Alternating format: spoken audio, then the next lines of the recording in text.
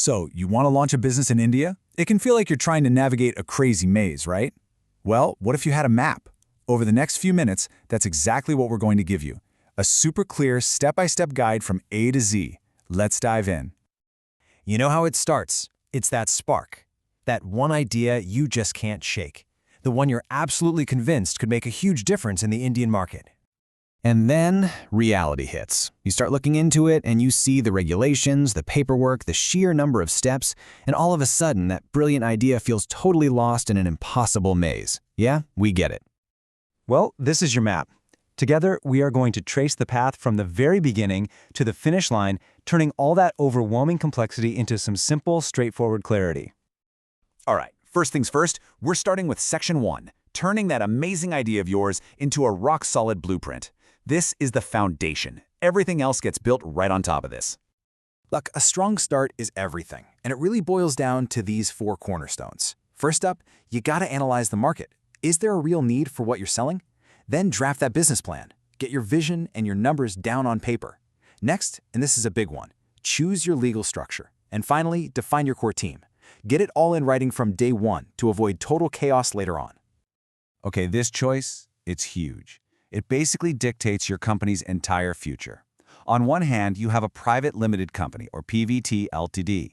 This is built for scaling up and getting venture capital funding. It's what investors expect, but yeah, there's more compliance work.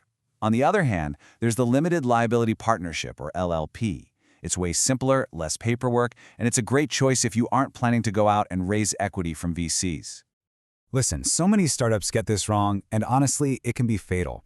A founder's agreement is absolutely non-negotiable. Having those tough conversations right now about who gets what equity, roles, how you'd exit, it will save you from catastrophic fights down the road. Seriously, think of it as insurance for your partnership. With your blueprint in hand, it's time for Phase 2, making this thing official. This is your legal and tax checklist to become a real, recognized business. This table here shows you the 3 legal pillars of your company. First, the Certificate of Incorporation. That's what makes your business a legal entity. Second, your PAN and TAN numbers. You'll need these for literally anything tax-related. And third, the GST number, which you need for taxing goods and services. These aren't just suggestions, they're the foundation. So now that you're a legal company, you have to protect what makes you unique, your intellectual property. It's actually pretty simple. A trademark protects your brand name and your logo, while a patent protects a one-of-a-kind invention or process. You've got to file for them to defend them. And get this, the government actually wants to help you do this. For startups that are eligible, there's a massive 80% rebate on patent filing fees. That's a huge incentive to protect your best ideas early on without completely breaking the bank. You're legal, your ideas are protected. Now what?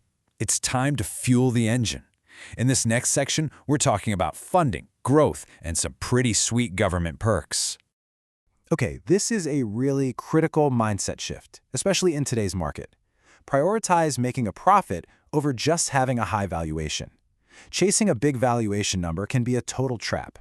In the early days, you've got to focus on building a sustainable business. A healthy company with real cash flow is always more attractive. So how do you actually get profitable? Well, it boils down to 3 key things. First, you have to master your unit economics. Basically, make sure you earn more from a customer than it costs you to get them. Second, keep your overheads super low. And third, always protect your cash runway. You need enough money in the bank to operate for at least 12 to 18 months. And speaking of runway, the government offers some serious support. The Startup India Seed Fund can give you up to 50 lakhs. The Fund of Funds pushes capital through VCs, and the GEM portal, that can help you land valuable government contracts. You really don't want to overlook these tools. And check this out. Here's another awesome perk. To help you focus on growth, eligible startups can actually self-certify their compliance for 9 different labor and environmental laws for the first 3 years. This means fewer inspections and audits, which frees you up to, actually build the business. Early growth is one thing, but long-term success, that's a whole different ballgame. Building a business is a marathon, not a sprint. So this section is all about playing the long game, strategy, and yeah, your eventual exit. To play the long game, you have to define your X factor. This is your secret sauce, your competitive moat, the reason other companies can't just copy you. Is it your tech, your brand, maybe network effects? Whatever it is, you need to know it and build on it like crazy. Okay, I've got to give you a crucial warning here. When you go looking for funding, investors put you under a microscope.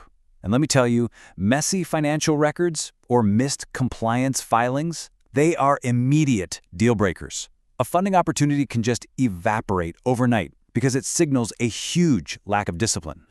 You see, compliance isn't a one-time thing you just check off a list. It's a continuous annual cycle.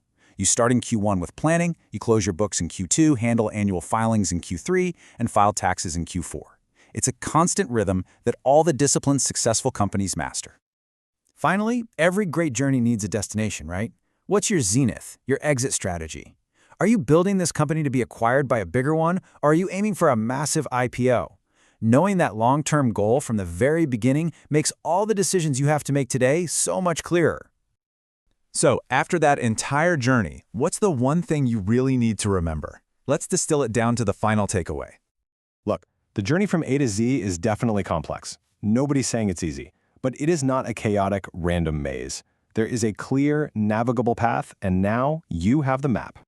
We've just walked through the entire process, from that first spark of an idea all the way to a potential exit. You now have the A to Z manual. The map is in your hands. So, the only real question left is, what problem will your company solve?